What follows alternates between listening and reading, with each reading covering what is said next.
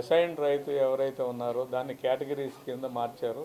Category 4లో ఎవరైతే assigned రైతు ఉన్నాడో ఆయన ఎవరికైనా అవసరం కోసం అమ్మితే అమ్మిన వాళ్ళని కూడా గుర్తించాలని చేశాం. అయితే పట్టాదారు అసైన్డ్ పట్టాదారుకి ఇచ్చిన ప్యాకేజ్ కంటే కూడా దీనిలో తక్కువ ఇవ్వడం జరిగింది. దీని మీద గవర్నమెంట్ మారిన తర్వాత జగన్మోహన్ రెడ్డి గారు ఏం చేశారంటే ఇది చెల్లదు అని ఒక జీవో తీసుకురారు. దానివల్ల వచ్చిన సమస్య తప్ప ముఖ్యంగా చంద్రబాబు నాయుడు గారు కానీ గత ప్రభుత్వం తీసుకున్న నిర్ణయం వల్ల ఈ సమస్య రాల.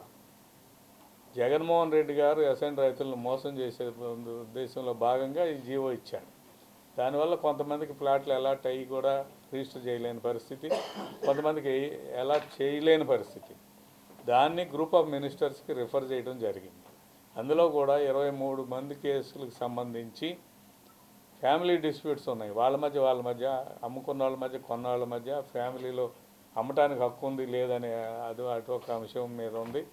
ఒక 6 కేసులు మాత్రం టైటిలే ప్రాబ్లం, ఆ టైటిల్ ప్రాబ్లం కూడా ఉందన్నమాట. ఇటువంటి అంశాల వల్ల కొన్ని డిలే అవుతున్నాయి. వీటికి కూడా ఒక టైం లైన్ పెట్టుకొని ఫిబ్రవరి ఎండింగ్ కల్లా దీనికి ఒక పరిష్కారం చూడాలనేది ఈరోజు తీసుకున్న నిర్ణయం. అంతేకాకుండా లంకా ల్యాండ్స్ ఉన్నాయి. లంకా ల్యాండ్స్ గతంలో తీసుకున్నారు. దానికి దాదాపు 1100 ఎకరాలు పైగా తీసుకోవటానికి నోటిఫికేషన్ ఇచ్చారు. అందులో కొంతమేరకు తీసుకున్నారు, కొన్ని ఆగిపోయి ఉన్నాయి.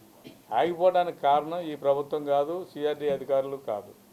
దానికి ముఖ్యమైన కారణం ఏంటంటే ఎన్జిటీలో నేషనల్ గ్రీన్ ట్రిబ్యునల్లో కేసులు ఉన్నాయి.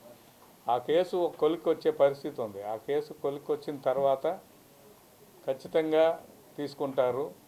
వాటిలో డెవలప్మెంట్ చేయడానికి అవకాశాలు తక్కువ.